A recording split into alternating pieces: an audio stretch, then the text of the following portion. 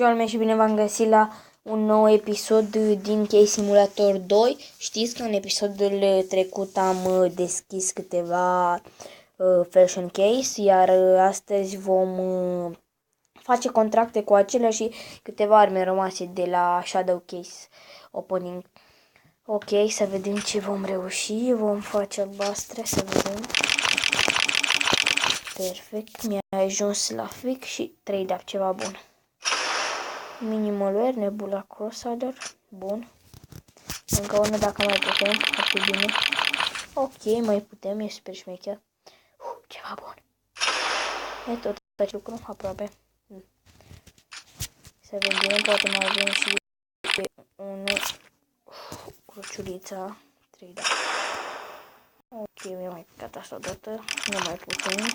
Nu mai putem. Trac. Nu mai putem nici cu acesta, cred că da. Ia cu din acesta putem. Putem, super șmecher. Iară cruciulița și Doamne ajută să pice ceva bun, 3 dacă. Factory New Cyrex, really? Super bun. Ok, Star Trek avem, așa n-avem. Ia, mai putem cu acesta?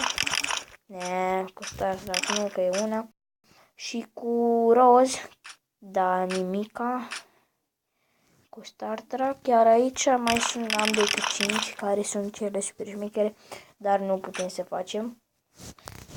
Ok, cam aici se termină acest episod, iar foarte scurt, dar cam aici